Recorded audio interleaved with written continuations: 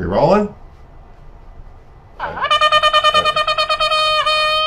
Okay. I've been doing some yoga. I don't know if you know. Get the little stretches, get me, in good shape for the reading. Time to stop though.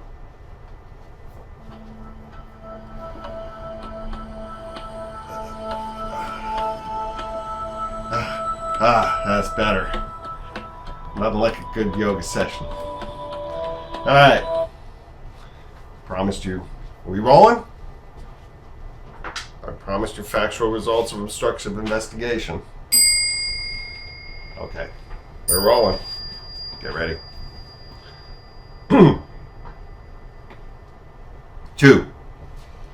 Factual results of the obstruction investigation. Oh, let's try that again. 2. Factual results of the obstruction investigation. This section of the report details the evidence we obtained. We first provide an overview of how Russia became an issue in the 2016 presidential campaign and how candidate Trump responded.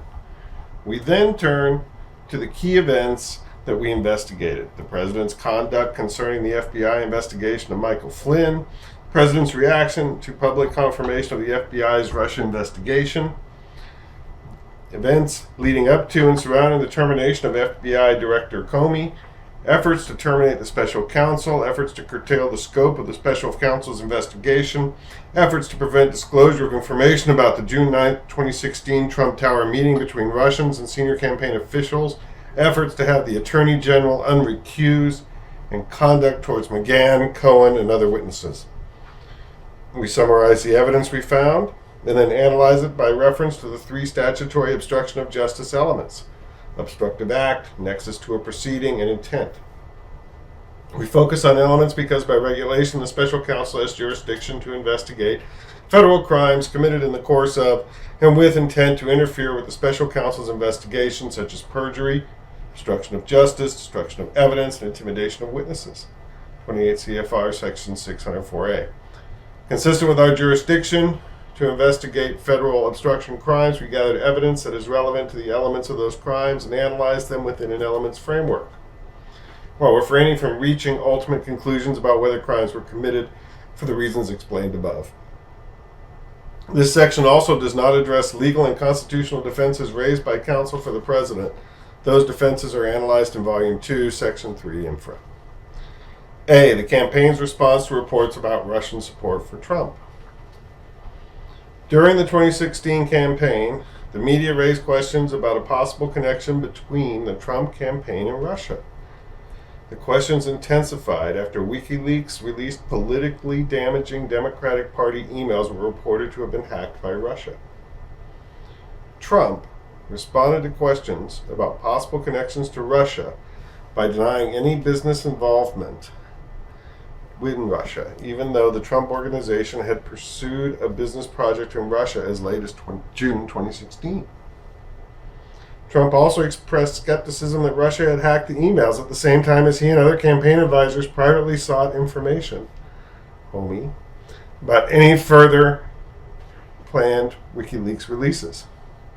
After the election, when questions persisted about possible links between Russia and the Trump campaign, the president-elect continued to deny any connections to Russia, privately expressed concern that reports of Russian election interference might lead the public to question the legitimacy of his election. We don't do footnotes.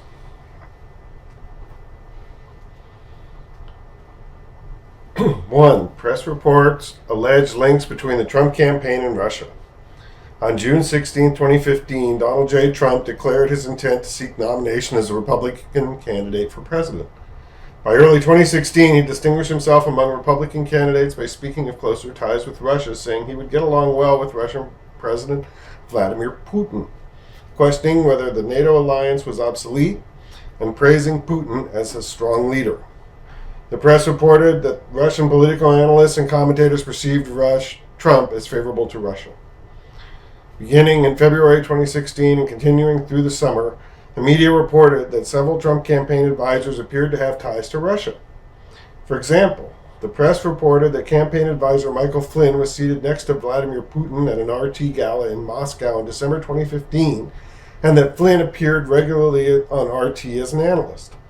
The press also reported that foreign policy advisor Carter Page had ties to a Russian state-run gas company, and that campaign chairman Paul Manafort had done work for Russian-backed former Ukrainian President Viktor Yanukovych. In addition, the press raised questions during the Republican convention, I bet you.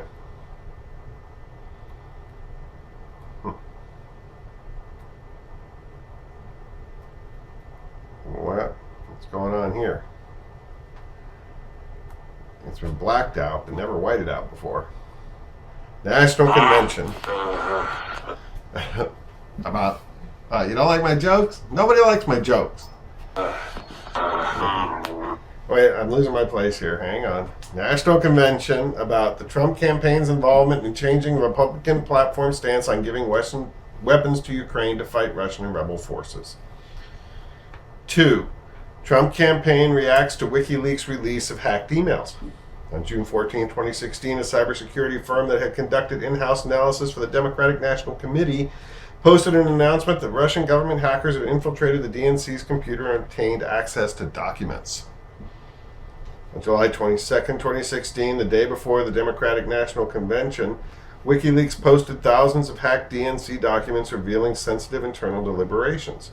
Soon thereafter, Hillary Clinton's campaign manager publicly contended that Russia hacked the DNC emails and arranged their release in order to help candidate Trump.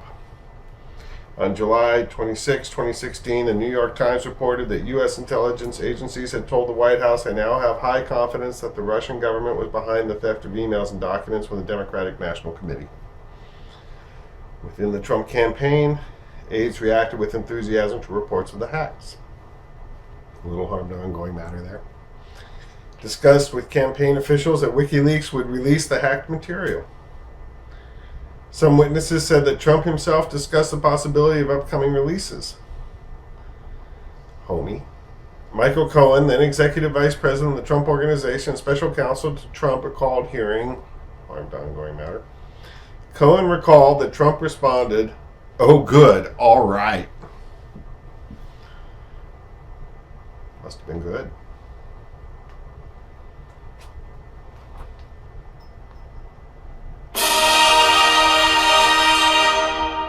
And harm to ongoing matter.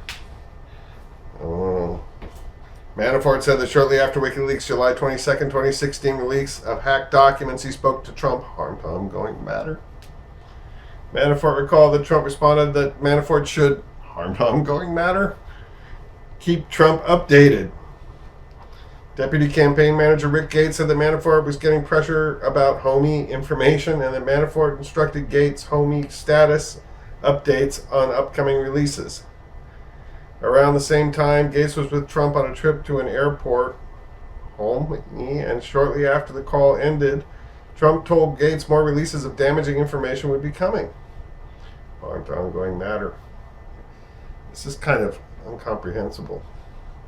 Were discussed within the campaign. In the summer of 2016, the campaign was planning a communications strategy based on the possible release of Clinton emails by WikiLeaks. That's comprehensible. The Trump campaign reacts to allegations that Russia was seeking to aid candidate Trump. 3. In the days that followed WikiLeaks' July 22, 2016 release of hacked DNC emails, the Trump campaign publicly rejected suggestions that Russia was seeking to aid candidate Trump. On July 26, 2016, Trump tweeted that it was crazy to suggest that Russia was dealing with Trump, and for the record, he had zero investments in Russia. In a press conference, thank you. In a press conference the next day, July 27, 2016, Trump characterized this whole thing with Russia as a total deflection and stated it was far-fetched and ridiculous. Trump said that the assertion that Russia had hacked the emails was unproven, but stated it would give him no pause if Russia had Clinton's emails. Trump added, "Russia, if you're listening, I hope you're able to find the 30,000 emails that are missing. I think you will probably be rewarded. Wow. Mightily by our press. Trump also said, "There's nothing I can think of that I'd rather do than have Russia friendly as opposed to the way they are right now." And in response to a question about whether he would recognize Crimea as a Russian territory and consider lifting sanctions, Trump replied, "We'll be looking at that." Yeah, we'll be looking. During the press conference, Trump repeated, "I have nothing to do with Russia" 5 times. He stated that the closest he came to Russia was that Russians may have purchased a home or condo from him. He said that after he held the Miss Universe pageant in Moscow in 2013, he had been interested in working with Russian companies that wanted to put a lot of money into developments in Russia, but it never worked out. He explained, "Frankly, I didn't want to do it for a couple of different reasons, but we had a major developer that wanted to develop property in Moscow and other places, but we decided not to do it." The Trump Organization, however, had been pursuing a building project in Moscow, the Trump Tower Moscow project, from approximately September 2015 through June 2016. The candidate was regularly updated on developments, including possible trips by Michael Cohen to Moscow to promote that deal and by Trump himself to finalize it.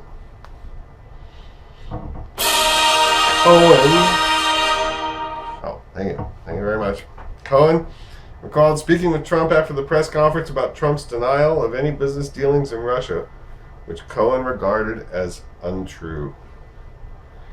Trump told Cohen that Trump Tower Moscow was not a deal yet and said, "Why mention it if it's not a deal?"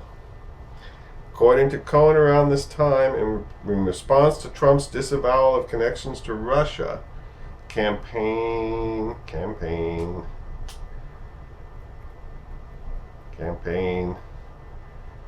advisors had developed a party line that Trump had no business with Russia and no connections to Russia.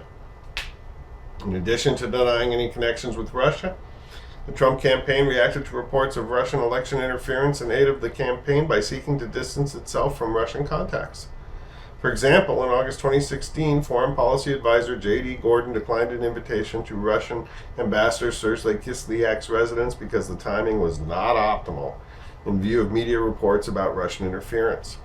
On August 19, 2016, Manafort was asked to resign amid media coverage scrutinizing his ties to a pro-Russian political party in Ukraine and links to Russian business. And when the media published stories about Page's connections to Russia in September 2016, Trump campaign officials terminated Page's association with the campaign and told the press that he had played no role in the campaign. On October 7, 2016, WikiLeaks released the first set of emails stolen by a Russian intelligence agency from the Clinton campaign chairman John Podesta. The same day, the federal government announced that the Russian government directed the recent compromises of emails from U.S. persons and institutions, including from U.S. political organizations. The government statement directly linked Russian hacking to the releases of WikiLeaks with the goal of interfering with the presidential election and concluded that only Russia's senior-most officials could have authorized these activities based on their scope and sensitivity. On October 11, 2016, Podesta stated publicly that the FBI was investigating Russia's hacking and said that the candidate Trump might have known in advance that hacked emails were going to be released. Vice presidential candidate Mike Pence was asked about whether the Trump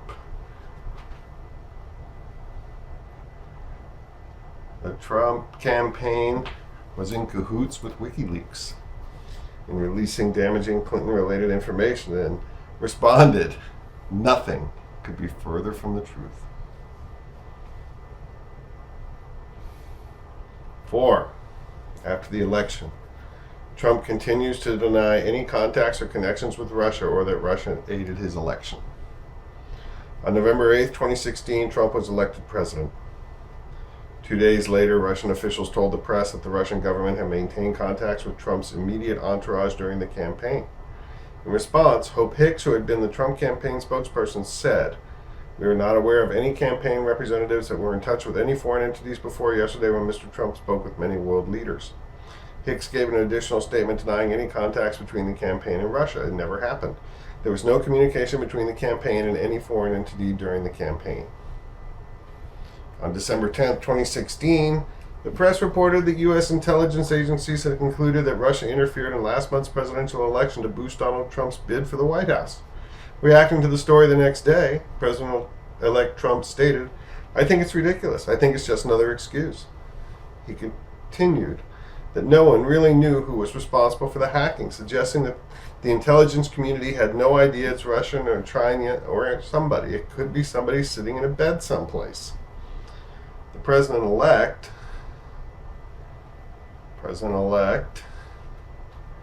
also said that the Democrats were putting out the story of Russian interference because they suffered one of the greatest defeats in the history of politics. On December 18th, 2016, Podesta told the press that the election was distorted by the Russian intervention and questioned whether the Trump campaign officials had been in touch with the Russians. The same day, incoming Chief of Staff Reince Priebus appeared on Fox News Sunday and declined to say whether the president-elect accepted the intelligence community's determination that Russia interfered in the election. When asked about any contact or coordination between the campaign and Russia, Priebus said, "Even this question is insane. Of course we didn't interact with the Russians." Priebus added that the whole thing is a spin job and said the real question is why are the Democrats are doing everything they can to delegitimize the outcome of the election. On December 29th, 2016, the Obama administration announced that in response to Russian cyber operations aimed at the U.S. election, it was imposing sanctions and other measures on several Russian individuals and entities. When first asked about the sanctions, President-elect Trump said, "I think we ought to get on with our lives." He then put out a statement that said it's time for our country to move on to bigger and better things, but indicated he would meet with the intelligence community leaders the following week for a briefing on Russian interference. The briefing occurred on January 6, 2017. Following the briefing, the intelligence community released a public version of its assessment, which concluded with high confidence that Russia had intervened in the election through a variety of means with the goal of harming Clinton's campaign. A lot of footnotes. Electability. Oh, yeah. Guess so. The assessment further concluded with high confidence that Putin and the Russian government had developed a clear preference for Trump. Several days later, BuzzFeed published unverified allegations compiled by former British intelligence officer Christopher Steele during the campaign about candidate Trump's Russia connections under the headline, "These reports allege Trump has deep ties to Russia." In a press conference the next day, the president-elect called the release an absolute disgrace and said, "I have no dealings with Russia. I have no deals that could happen in Russia because we've stayed away. So I have no deals, I have no loans, I have no dealings. We could make deals in Russia very easily if we wanted to. I just don't want to because I think that would be a conflict." Several advisors recalled that the president-elect viewed stories about his Russian connections, the Russian investigation, and the intelligence community assessment of Russian interference as a threat to the legitimacy of his electoral victory. Hicks, for example, said that the president-elect viewed the intelligence community assessment as his Achilles heel because even if Russia had no impact on the election, people would think Russia helped him win, taking away from what he had accomplished. Sean Spicer, the first White House communications director, recalled that the president thought the Russia story was developed to undermine the legitimacy of his election. Gates said the president viewed the Russia investigation as an attack on the legitimacy of his win. And Priebus recalled that when the intelligence assessment came out, the president-elect was concerned with what people would question the legitimacy of his win.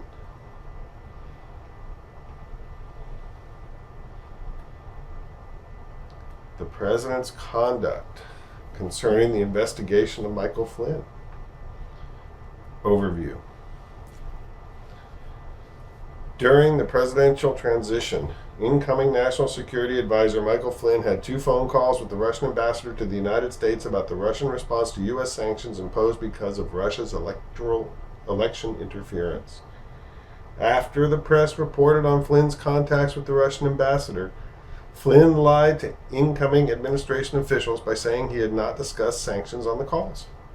The officials publicly repeated those lines in press interviews. The FBI, which previously was investigating Flynn for other matters, interviewed him about the calls in the first week after the inauguration, and Flynn told similar lies to the FBI. On January 26, 2017, Department of Justice, DOJ officials, notified the White House that Flynn and the Russian ambassador had discussed sanctions and that Flynn had been interviewed by the FBI. The next night, the president had a private dinner with FBI Director James Comey, in which he asked for Comey's loyalty. On February 13, 2017, the president asked Flynn to resign. The following day, the president had a one-on-one conversation with Comey in which he said, "I hope you can see your way to letting this go, to letting Flynn go." Evidence. 1. Incoming National Security Advisor Flynn discusses sanctions on Russia with Russian Ambassador Sergei Kislyak. Shortly after the election, President-elect Trump announced he would appoint Michael Flynn as his National Security Advisor. For the next 2 months, Flynn played an active role in the presidential transition, PTT, coordinating policy positions and communicating with foreign government officials, including Russian Ambassador to the United States, Sergei Kislyak.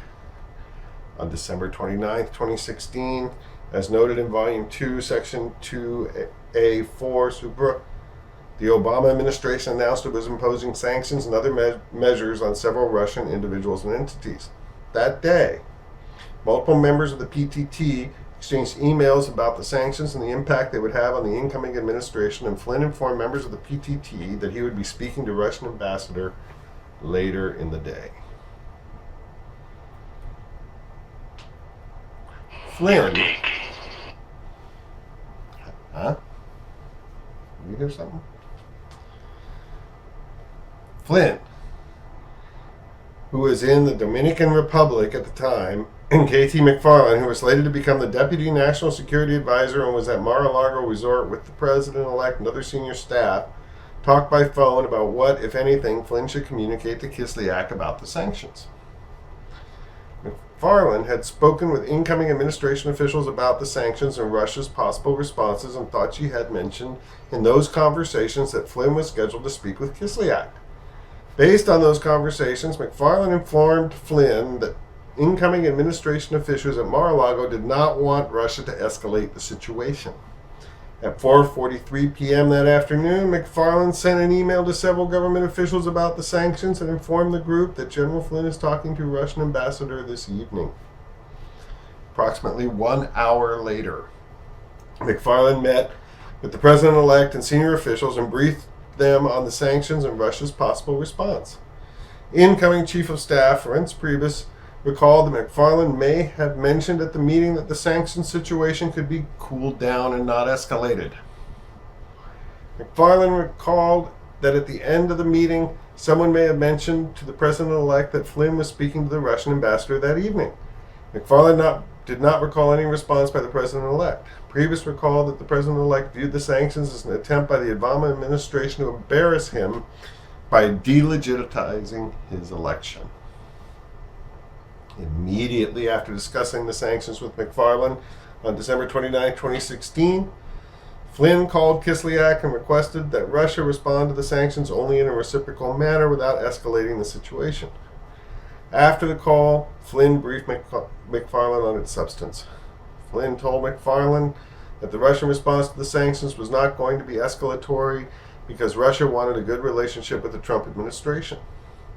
On December 30th, 2016, Russian President Vladimir Putin announced that Russia would not take retaliatory measures.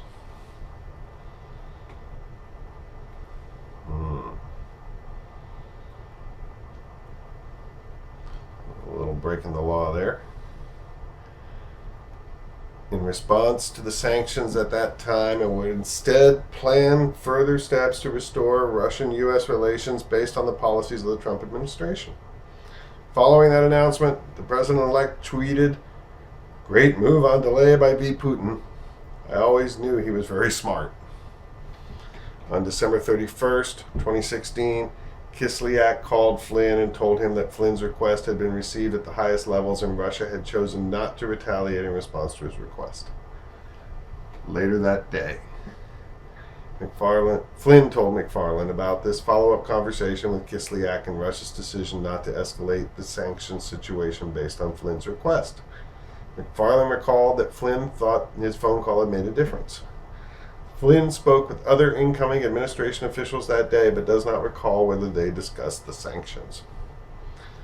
Flynn recalled discussing the sanctions issue with incoming administration official Stephen Bannon the next day. Flynn said that Bannon appeared to know about Flynn's conversations with Kislyak, and he and Bannon agreed that they had stopped the train on Russia's response to the sanctions.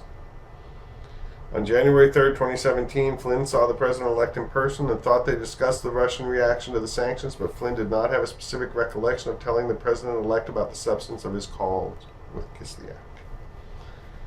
Members of the intelligence community were surprised by Russia's decision not to retaliate in response to the sanctions. When analyzing Russia's response, they had become aware of Flynn's discussion of sanctions with Kislyak. Previously, the FBI had opened an investigation of Flynn based on his relationship with the Russian government. Flynn's contacts with Kislyak became a key component of that investigation. Lots of footnotes. 2. President-elect Trump is briefed on the intelligence community's assessment of Russian interference in the election, and Congress opens election interference investigations. On January 6, 2017, as noted in Volume 2, Section 2A4 Supra, intelligence officials briefed the president-elect Trump on the incoming administration on the intelligence community's assessment that Russia had interfered in the 2016 presidential election. When the briefing concluded, Comey spoke with the president-elect privately to brief him on unverified, personally sensitive allegation compiled by Steele. According to a memorandum Comey drafted immediately after their private discussion, the president-elect began the meeting by telling Comey he had conducted himself honorably over the prior year and had a great reputation. The president-elect stated that he thought highly of Comey, looked forward to working with him, and hoped that he planned to stay on as FBI director. Comey responded that he intended to continue serving in that role. Comey then briefed the president-elect on the sensitive material in the Steele reporting. Comey recalled that the president-elect seemed defensive, so Comey decided to assure him that the FBI was not investigating him personally. Comey recalled he did not want the president-elect to think the conversation as a J. Edgar Hoover move. On January 10, 2017, the media reported that Comey had briefed the president-elect on the Steele reporting, and BuzzFeed News published information compiled by Steele Online, stating that the information includes specific, unverified, and potentially unverifiable allegations of contact between Trump aides and Russian operatives. The next day, the president-elect expressed concern to intelligence community leaders about the fact that the information had leaked, and asked whether they could make public statements refuting the allegations in the Steele report. In the following weeks, 3 congressional committees opened investigations to examine Russia's interference in the election and whether the Trump campaign had colluded with Russia. On January 13, 2017, the Senate Select Committee on Intelligence, SSCI, announced that it would conduct a bipartisan inquiry into the Russian interference in the election, including any links between Russia and individuals associated with political campaigns. On January 25, 2017, the House Permanent Select Committee on Intelligence, the APSCI, announced that it had been conducting an investigation into Russian election interference and possible coordination with the political campaigns. And on February 2, 2017, the Senate Judiciary Committee announced that it too would investigate Russian efforts to intervene in the election.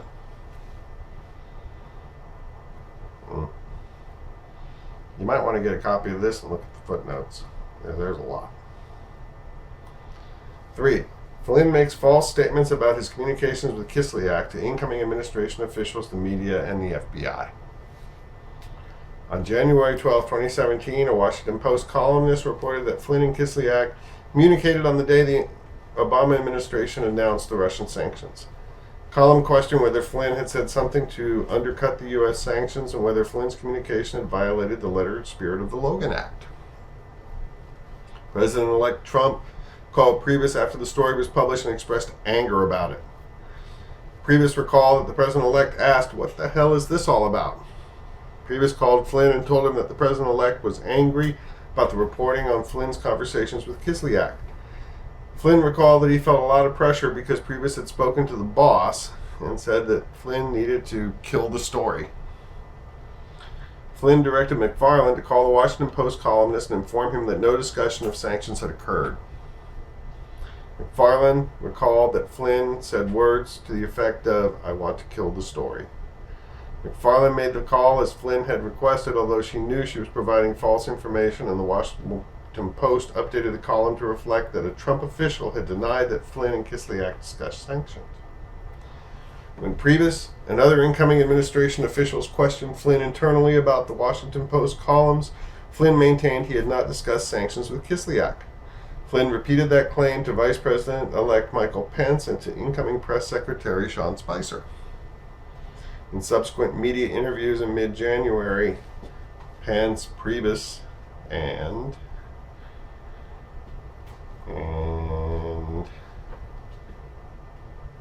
Spicer denied that Flynn and Kislyak had discussed sanctions, basing those denials on their conversations with Flynn. The public statements of incoming administration officials denying that Flynn and Kislyak had discussed sanctions alarmed senior DOJ officials who were aware that statements were not true. Those officials were concerned that Flynn had lied to his colleagues, who in turn had unwittingly misled the American public, creating a compromised situation for Flynn because the Department of Justice assessed that the Russian government could prove Flynn lied. The FBI investigated. You apologize like I know you're going to. The FBI investigative team also believed that Flynn's calls with Kislyak and subsequent denials about discussing sanctions raised potential Logan Act issues and were relevant to the FBI's broader Russia investigation. On January 20th, 2017, President Trump was inaugurated and Flynn was sworn in as National Security Advisor. On January 23rd, 2017, Spicer delivered his first press briefing and stated that he had spoken with Flynn the night before, who confirmed that the calls with Kislyak were about topics unrelated to sanctions.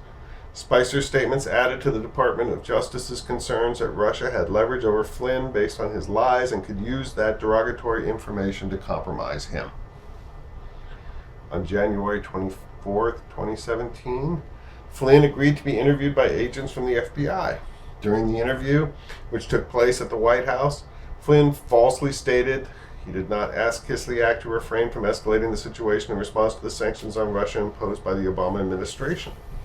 Flynn also falsely stated that he did not remember a follow-up conversation in which Kislyak stated that Russia had chosen to moderate its response to those sanctions as a result of Flynn's request. Told a whopper. DOJ officials notified the White House of their concern about Flynn. On January 26, 2017, Acting Attorney General Sally Yates contacted White House counsel Donald McGahn and informed him that she needed to discuss a sensitive matter with him in person. Later that day, Yates and Mary McCord, a senior national security official at the Department of Justice, met at the White House with McGahn and White House counsel's office attorney James Burnham. Yates said that the public statements made by the Vice President denying that Flynn and Kislyak discussed sanctions were not true and put Flynn in a potentially compromised position because the Russians would know he had lied. Yates disclosed that Flynn had been interviewed by the FBI. She declined to answer a specific question about how Flynn had performed during that interview. But she indicated that Flynn's statements to the FBI were similar to the statements he had made to Pence and Spicer denying that he had discussed sanctions. McGahn came away from the meeting with the impression that the FBI had not pinned Flynn down in lies, but he asked John Eisenberg, who served as legal advisor to the National Security Council, to examine potential legal issues raised by Flynn's FBI interview and his contacts with Kislyak. That afternoon, McGahn notified the president that Yates had come to the White House to discuss concerns about Flynn. McGahn described what Yates had told him, and the president had asked him to repeat it, so he did. McGahn recalled that when he described the FBI interview of Flynn, he said that Flynn did not disclose having discussed sanctions with Kislyak, but there may not have been a clear violation of 18 U.S.C. Section 1001. The president asked about Section 1001, and McGahn explained the law to him and also explained the Logan Act. The president instructed McGahn to work with Priebus and Bannon to look into the matter further and directed that they not discuss it with any other officials. Priebus recalled the president was angry with Flynn in light of what Yates had told the White House and said, "Not again, this guy, this stuff." That evening, the president dined with several senior advisors and asked the group what they thought about FBI Director Comey. According to the Director of National Intelligence, Dan Coates, who was at the dinner, no one openly advocated terminating Comey, but the consensus on him was not positive. Coates told the group that he thought Comey was a good director. Coates encouraged the president to meet Comey face-to-face and spend time with him before making a decision about whether to retain him. McGahn has a follow-up meeting about Flynn with Yates. President Trump has dinner with FBI Director Comey. 5. The next day, January 27, 2017, McGahn and Eisenberg discussed the results of Eisenberg's initial legal research into Flynn's conduct and specifically whether Flynn may have violated the Espionage Act, the Logan Act, or 18 U.S.C. 1001. Based on his preliminary research, Eisenberg informed McGahn that there was a possibility that Flynn had violated 18 U.S.C. 1001 and the Logan Act. Eisenberg noted that the United States had never successfully prosecuted an individual under the Logan Act, and that Flynn could have possible defenses. And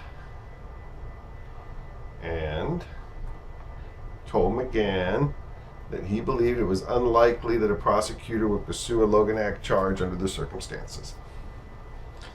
That same morning, McGahn asked Yates to return to the White House and discuss Flynn again. In that second meeting, McGahn expressed doubts that the Department of Justice would bring a Logan Act prosecution against Flynn, but stated that the White House did not want to take that action that would interfere with an ongoing FBI investigation of Flynn. Yates responded that the Department of Justice had notified the White House so that it could take action in response to the information provided. McGahn ended the meeting by asking Yates for access to the underlying information the Department of Justice possessed pertaining to Flynn's discussions with Kislyak. Also on January 27th, the president called FBI Director Comey and invited him to dinner that evening. Priebus recalled that before the dinner he told the president something like, "Don't talk about Russia, whatever you do." And the president promised he would not talk about Russia at the dinner. McGahn had previously advised the president he should not communicate directly with the Department of Justice to avoid the perception or reality of political interference in law enforcement. When Bannon learned about the president's planned dinner with Comey, he suggested that he or Priebus also attend, but the president stated he wanted to dine with Comey alone. Comey said that when he arrived for dinner that evening, he was surprised and concerned to see that no one else had been invited.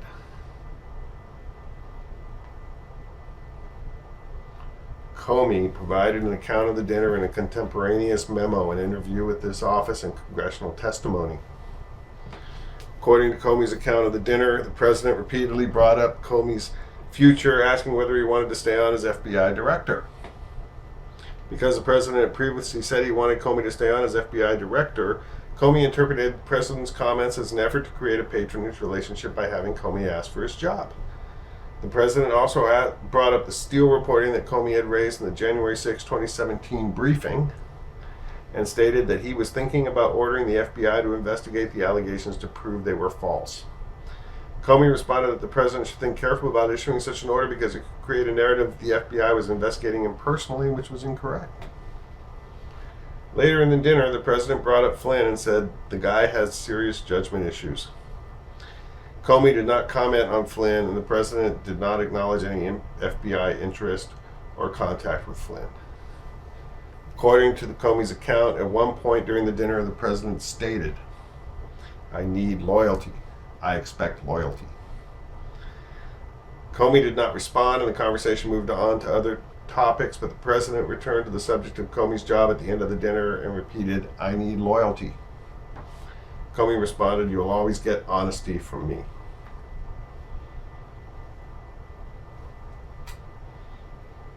The president said, "That's what I want, honest loyalty." Comey said, "You will get that from me."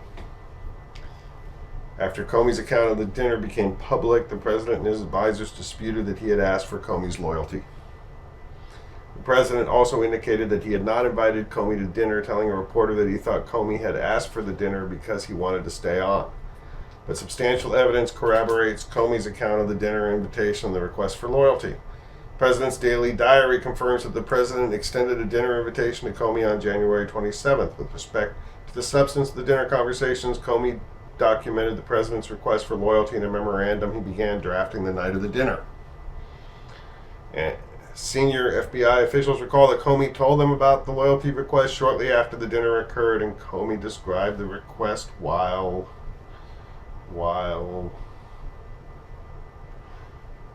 under oath in congressional proceedings and in subsequent interview with the investigators subject to penalties for lying under 18 U.S.C. 1001.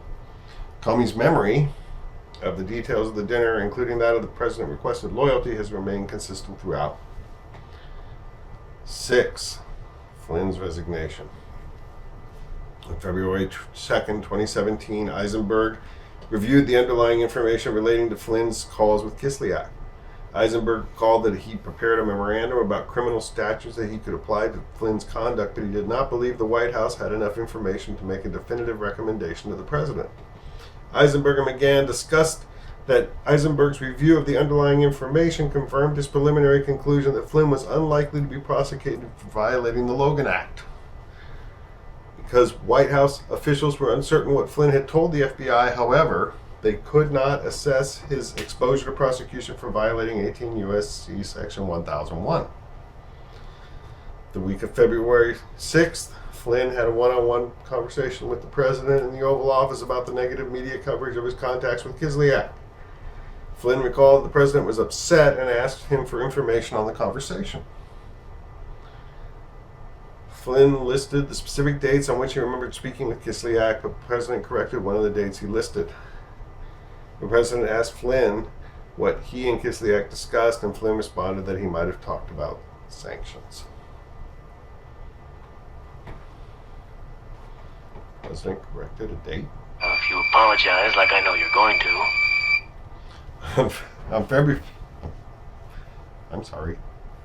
On February 9, 2017, the Washington Post reported that Flynn discussed sanctions with Kislyak the month before the president took office. After publication of that story, Vice President Pence learned of the Department of Justice's notification to the White House about the content of Flynn's calls. He and other advisors then sought access to and reviewed the underlying information about Flynn's contacts with Kislyak. FBI Deputy Director Andrew McCabe, who provided the White House officials access to the information and was present when they reviewed it, recalled the officials asking him whether Flynn's conduct violated the Logan Act. McCabe responded that he did not know, but the FBI was investigating the matter because it was a possibility. Based on the evidence of Flynn's contacts with Kislyak, McGahn and Priebus concluded that Flynn could not have forgotten the details of the discussions of sanctions and had instead been lying about what he discussed with Kislyak. Flynn had also told the White House officials that the FBI had told him that the FBI was closing out its investigation of him, but Eisenberg did not believe him. After reviewing the materials and speaking with Flynn, McGahn and Priebus concluded that Flynn should be terminated and recommended that course of action to the president. That weekend, Flynn accompanied the president to Mar-a-Lago. Flynn recalled that on February 12, 2017, on the return flight to D.C. on Air Force One, the president asked him whether he had lied to the vice president.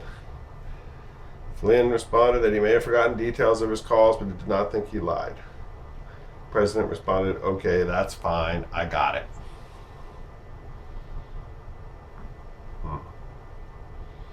Might have forgotten details. February 13th, 2017, Priebus told Flynn he had to resign. Flynn said he wanted to say goodbye to the president, so Priebus took him to the Oval Office. Priebus recalled the president hugged Flynn, shook his hand, and said, "We'll give you a good recommendation. You're a good guy. We'll take care of you." Talking points on the resignation prepared by the White House counsel's office and distributed to the White House communications team stated that McGahn had advised the president that Flynn was unlikely to be prosecuted, and the president determined that the issue was with Flynn was one of trust. Spicer told the press the next day that Flynn was forced to resign not based on a legal issue, but based on a trust issue where a level of trust between the president and General Flynn had eroded to the point where the president felt he had to make a change.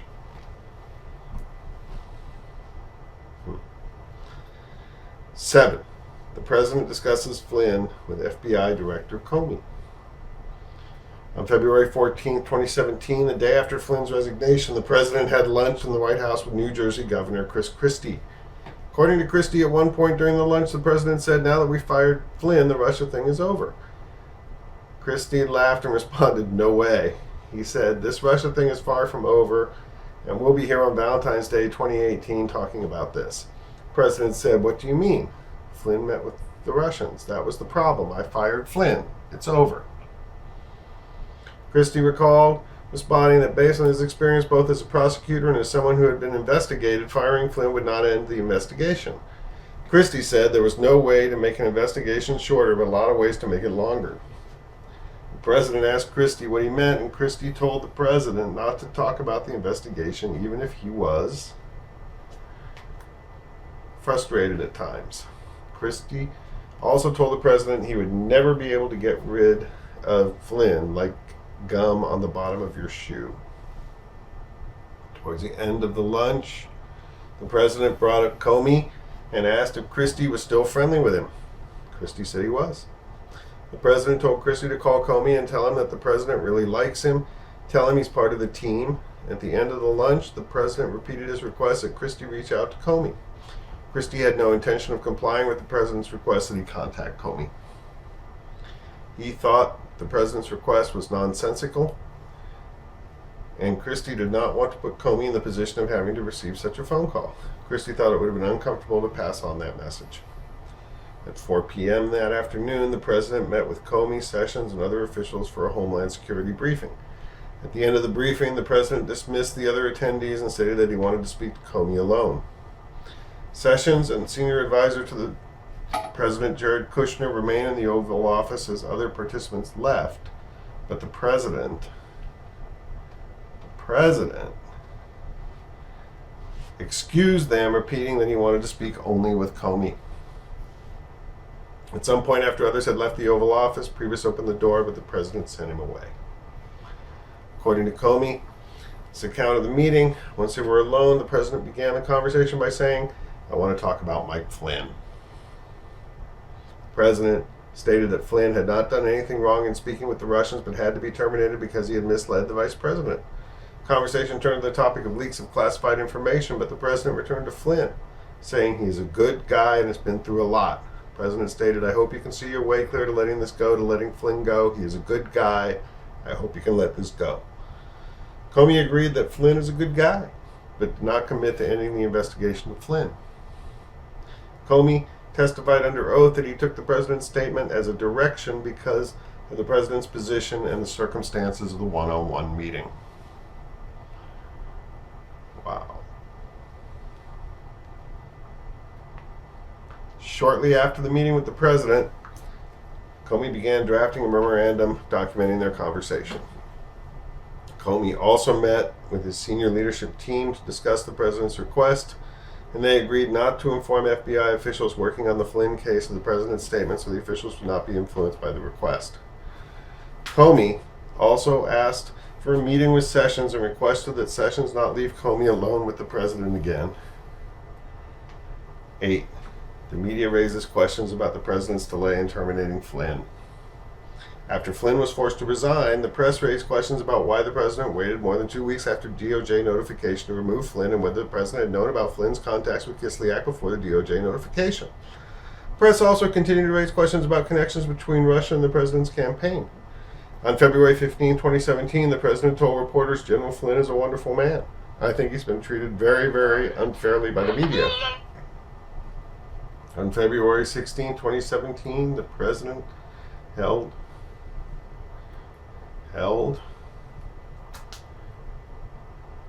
a press conference. He held a press conference and said that he removed Flynn because Flynn didn't tell the Vice President of the United States the facts, and then he didn't remember. And that just wasn't acceptable to me. The President said that he did not direct Flynn to discuss sanctions with Kislyak, but it certainly would have been okay with me if he did. I would have directed him to do it if I thought he wasn't doing it. I didn't direct him, but I would have directed him because that's his job. In listing reasons for terminating Flynn, the President did not say that Flynn had lied to him. The President also denied having any connection to Russia, saying, I have nothing to do with Russia. I told you, I have no deals there. I have no anything. The President also said he had nothing to do with WikiLeaks' publication of information hacked from the Clinton campaign. 9. The President attempts to have KT McFarland create a witness statement denying he had directed Flynn's discussions with Kislyak. On February 22nd, 2017, Priebus and Bannon told McFarland that the President wanted her to resign as Deputy National Security Advisor, but they suggested to her that the administration could make her ambassador to Singapore. The next day, the President asked Priebus to have McFarland draft an internal email that would confirm that the President did not direct Flynn to call the Russian ambassador about sanctions. Priebus said he told the President he would only direct McFarland to write such a letter if she were comfortable with it. Priebus called McFarland into his office to convey the President's request that she memorialize in writing that the President did not direct Flynn to talk to Kislyak. McFarland told Priebus that she did not know whether the President had directed Flynn to talk to Kislyak about sanctions, and she declined to say yes or no. Yes or no to the request. Priebus understood that McFarland was not comfortable with the President's request, and he recommended that she talk to attorneys in the White House counsel's office. McFarland then reached out to Eisenberg. McFarland told him that she had been fired from her job as Deputy National Security Advisor and offered the ambassadorship in Singapore, but the President and Priebus wanted a letter from her denying that the President directed Flynn to discuss sanctions with Kislyak. Eisenberg advised McFarland not to write the requested letter. As documented by McFarland in a contemporaneous memorandum for the record, she wrote that she was concerned by the President's request. Eisenberg thought the requested email and letter would be a bad idea from my side because the email would be awkward. Why would I be emailing Priebus to make a statement for the record? But it would also be a bad idea for the President because it looked as if my ambassadorship appointment was in some way a quid pro quo. Later that evening, Priebus stopped by McFarland's office and told her not to write the email and to forget he even mentioned it. Wow. Around the same time, the President asked Priebus to reach out to Flynn and let him know that the President still cared about him. Priebus called Flynn and said that he was checking in and that Flynn was an American hero. Priebus thought the President did not want Flynn saying bad things about him. On March 31st, 2017, following news that Flynn had offered to testify before the FBI and congressional investigators in exchange for immunity, the President tweeted, Mike Flynn should ask for immunity and that this is a witch hunt, excuse for big election loss by media and Dems of historic proportion.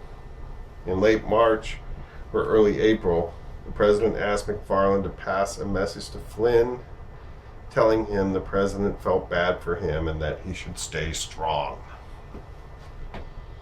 Analysis.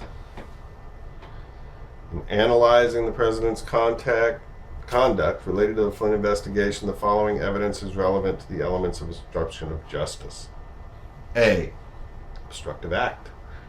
According to Comey's account of his February 14, 2017 meeting in the Oval Office, the President told him, I hope you can see your way clear to letting this go, to letting Flynn go. I hope you can let this go. In analyzing whether these statements constitute an obstructive act, a threshold question is whether Comey's account of the interaction is accurate, and if so, whether the President's statements had the tendency to impede the administration of justice by shutting down an inquiry that could result in a grand jury investigation and a criminal charge. After Comey's account of the President's request to let Flynn go became public, the President publicly disputed several aspects of the story. The President told the New York Times he did not shoo other people out of the room. When he talked to Comey, he did not remember having a one-on-one conversation with Comey. The President also publicly denied that he had asked Comey to let Flynn go or otherwise communicated that Comey should drop the investigation of Flynn. In private, the President denied aspects of Comey's account to White House advisors, but acknowledged previously that he brought Flynn up in the meeting with Comey and stated that Flynn was a good guy. Despite those denials, substantial evidence corroborates Comey's account. You dig. First, Comey wrote a detailed memorandum of his encounter with Trump on the same day it occurred. Comey also told senior FBI officials about the meeting with the president that day, and their recollection of what Comey told them at the time are consistent with Comey's account. Second, Comey provided testimony about the president's request that he let Flynn go under oath in congressional proceedings and in interviews with federal investigators subject to penalties for lying under 18 U.S.C. 1001. Comey's recollections of the encounter remain consistent over time. Third, the objective, corroborated circumstances of how the one-on-one meeting came to occur support Comey's description of the event. Comey required the president cleared the room to speak with Comey alone after the Homeland Security briefing in the Oval Office, that Kushner and Sessions lingered and had to be shooed out by the president, and that Priebus briefly opened the door during the meeting, prompting the president to wave him away. While the president has publicly denied these details, other administration officials who were present have confirmed Comey's account of how he ended up in the one-on-one meeting with the president. And the president acknowledged to Priebus and McGahn that he in fact spoke to Comey about Flynn in their one-on-one meeting. Fourth, the president's decision to clear the room, and in particular to exclude the Attorney General from the meeting, signals that the president wanted to be alone with Comey, which is consistent with the delivery of a message of the type that Comey recalls, rather than a more innocuous conversation that could have occurred in the presence of the Attorney General. Finally, Comey's reaction to the president's statements is consistent with the president having asked to let Flynn go. Comey met with the FBI leadership team, which agreed to keep the president's statements closely held and not inform the team working on the Flynn investigation so that they would not be influenced by the president's request.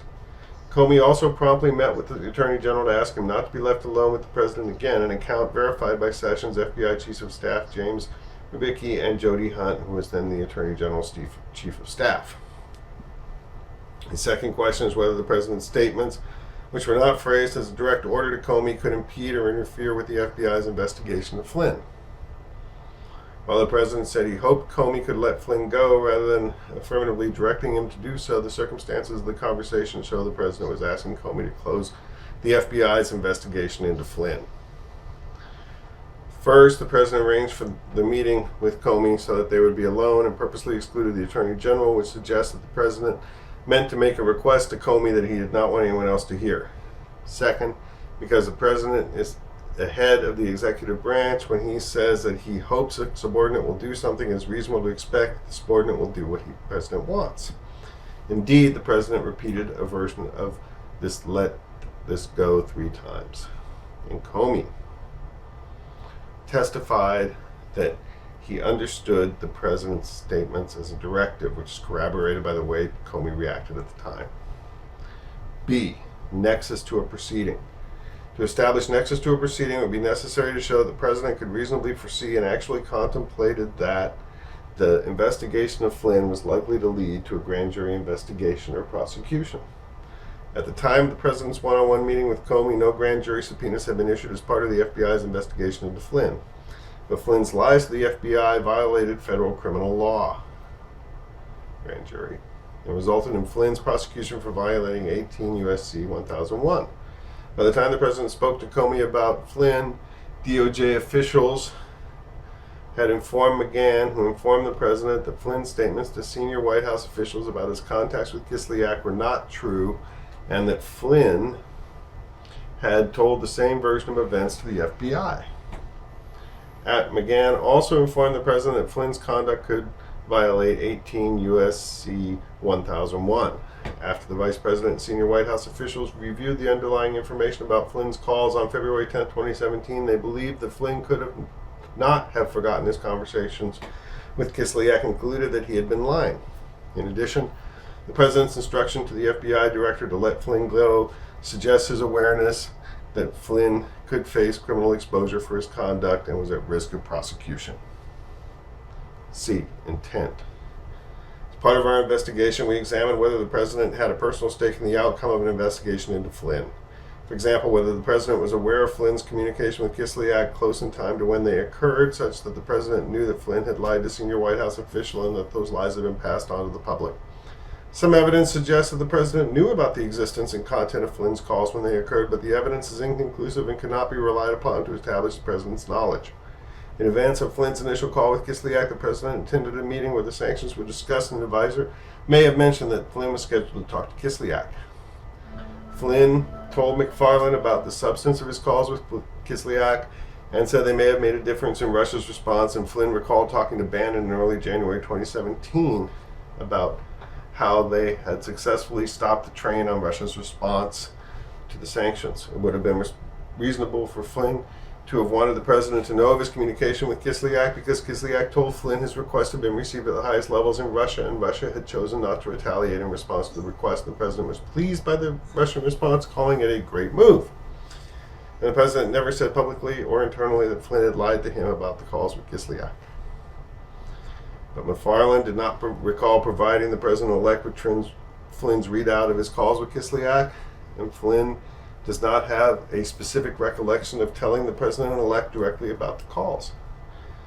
Bannon also said that he did not recall hearing about the calls from Flynn, and in February 2017, the president asked Flynn about what was discussed on the calls and whether he had lied to the vice president, suggesting he did not already know. Our investigation accordingly did not produce evidence that established that the president knew about Flynn's discussions of sanctions before the Department of Justice notified the White House of those discussions in late January 2017. The evidence also does not establish that Flynn otherwise possessed information damaging to the president that would give the president a personal incentive to end the FBI's inquiry into Flynn's conduct. Evidence does establish that the president connected Flynn investigation to the FBI's broader Russia investigation, and that he believed, as he told Christie, that terminating Flynn would end the whole Russia thing. Flynn's firing occurred at a time when the media and Congress were raising questions about Russia's interference in the election and whether members of the president's campaign had colluded with Russia. Multiple witnesses recalled that the president viewed the Russia investigation as a challenge to the legitimacy of his election. The president paid careful attention to the negative coverage of Flynn and reacted with annoyance and anger when the story broke, disclosing that Flynn had discussed sanctions with Kislyak. Just hours before meeting one-on-one with Comey, the president told Christie that firing Flynn would put an end to the Russian inquiries. And after Christie pushed back, telling the president that firing Flynn would not end the Russia investigation, the president asked Christie to reach out to Comey and convey that the president liked him and that he was part of the team. That afternoon, the president cleared the room and asked Comey to let Flynn go. We also sought evidence relative to assessing whether the president's direction to Comey was motivated by sympathy towards Flynn. In public statements, the president repeatedly described Flynn as a good person who had been harmed by the Russia investigation, and the president directed advisors to reach out to Flynn and to tell him that the president cared about him and felt bad for him. At the same time, multiple senior advisors, including Bannon, Priebus, and Hicks, said that the president had become unhappy with Flynn well before Flynn was forced to resign, and the president was frequently irritated with Flynn. Priebus said he believed the president's initial reluctance to fire Flynn stemmed not from a personal regard, but from concern about the negative press that would be generated by firing the national security advisor so early in the administration. And Priebus indicated that the president's post-firing expressions of support for Flynn were motivated by the president's desire to keep Flynn from saying negative things about him. The way in which the president communicated the request to Comey is also relevant to understanding the president's intent. When the president first learned about the FBI investigation into Flynn, he told McGahn, Bannon, and Priebus not to discuss the matter with anyone else in the White House. The next day, the president invited Comey for a one-on-one dinner against the advice of an aide who recommended that other White House officials also attend. At the dinner, the president asked Comey for loyalty, and at a different point in the conversation mentioned that Flynn had judgment issues. When the president met with Comey the day after Flynn's termination, shortly after being told by Christie that firing Flynn would not end the Russia investigation, the president cleared the room, even excluding the Attorney General, so that he could again speak to Comey alone. The president's decision to meet one-on-one with Comey contravened the advice of the White House counsel that the president should not communicate directly with the Department of Justice to avoid any appearance of interfering in law enforcement activities. And the president later denied that he cleared the room and asked Comey to let Flynn go, a denial that would have been unnecessary if he believed his request was a proper exercise of prosecutorial discretion.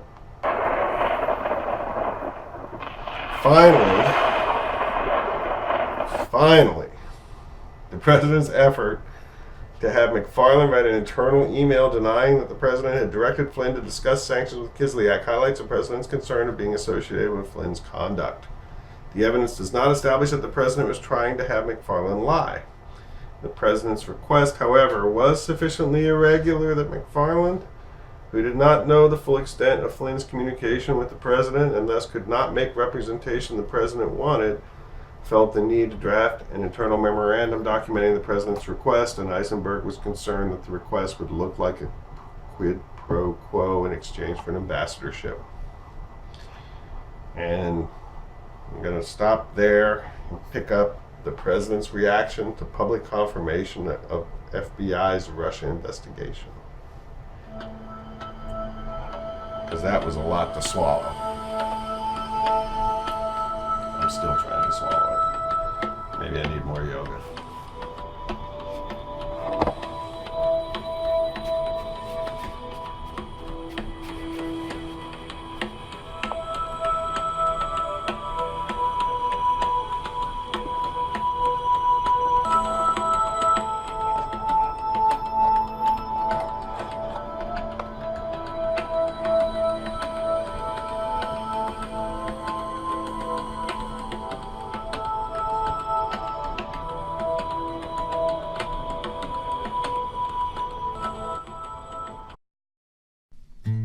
Donald Trump ignores me and I don't know why.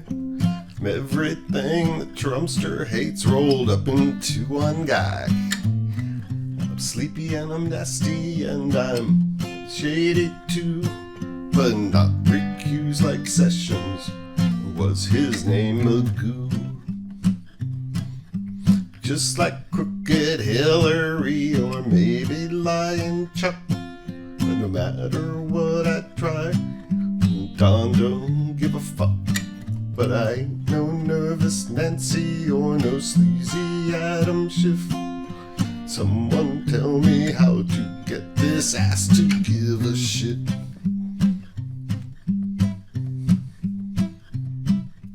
I'm all for higher taxes and I'm all for higher crime.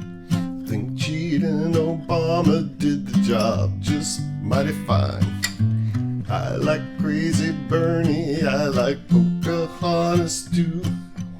Just like Dickie Durbin, I ain't your mama's fool.